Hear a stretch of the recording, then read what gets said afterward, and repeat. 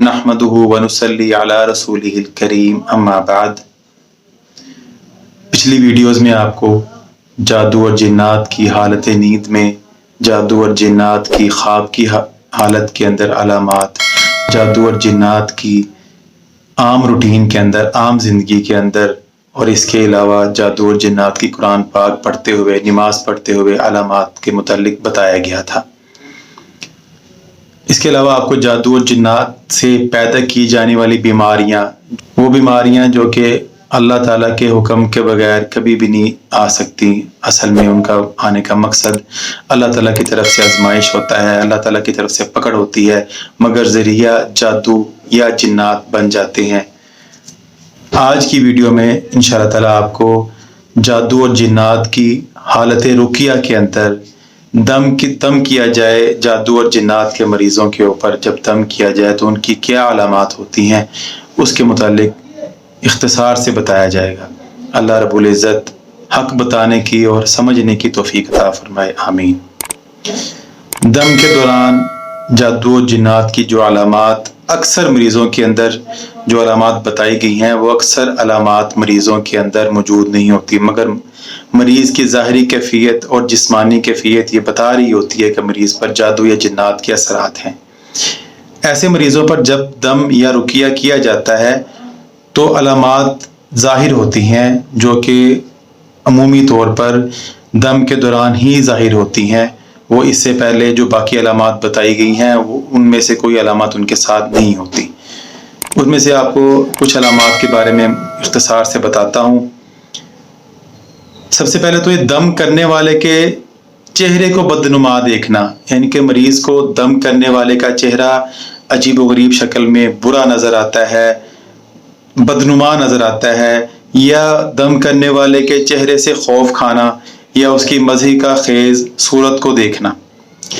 दम के दौरान जिस्म में चूंटियाँ चलते महसूस होना, जैसे जिस्म के अंदर कोई चीज़ चल रही है, चूंटियाँ चल रही हैं, खारिश हो रही है जिस्म के अंदर, ऐसी कैफियत का पैदा होना। दम के दौरान शिद्दत से रोने या कहकहे लगाने को दिल करना, ज़ोर ज़ोर से रोने, चीखे मार मार कर रोने या ऊंची ऊंची हंसने को दिल करना। बहुत ज़्यादा गुस्सा, बेचैनी महसूस करना, जिस्म में गर्मी महसूस करना या बहुत ज़्यादा ठंडक महसूस करना, और उठकर भाग जाने को दिल करना कि दम ना कराऊँ, मैं उठकर भाग जाऊँ यहाँ से, ऐसी कैफियत का पैदा होना। दम के दौरान शदीद नींद आना, और बाज़ मरीज़ ऐसे भी होते हैं कि दम के दौरान वो सो जाते हैं, जिनको सारी सारी रात नींद नहीं आती, उन पर जब दम किया जाए तो वो ऐसे सो जाते हैं जैसे उनको नींद की गोली दी गई हो। दम के दौरान जिस्म के मुख्तलिफ हिस्से, अमूमन पेट और चेहरे का फूला हुआ महसूस होना। इसके अलावा बाजू, टांग वगैरह का सख्ती से अकड़ना, कंधे और सर में शदीद बोझ महसूस होना, सर पर शदीद दबाव महसूस होना या दर्द महसूस होना।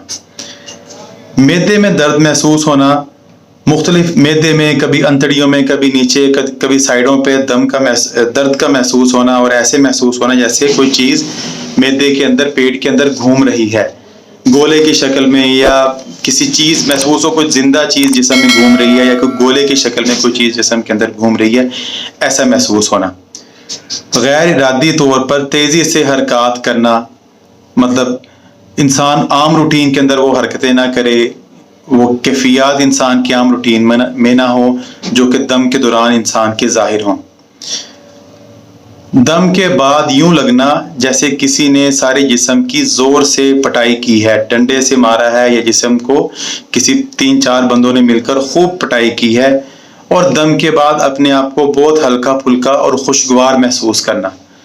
बाज़ औक़ात दम के दौरान बेहोश हो जाना, बेहोशी का तारी हो जाना, दम के दौरान आवाज़ का बारीक हो जाना या आवाज़ का भारी हो जाना, जिस्म के ऊपर बहुत ज़्यादा बोझ और दबाव महसूस करना। ये अलामात हैं जो कि रुकिया के दौरान जो जादू और जिन्नात के मरीज़ हों उनके ऊपर ज़ाहिर होती हैं। अमूमन बाकी अलामात अमूमी तौर पर जिनके ऊपर ज़ाहिर नहीं होती, अमूमन उनके ऊपर ये अलामात दम के दौरान ज़ाहिर होती हैं।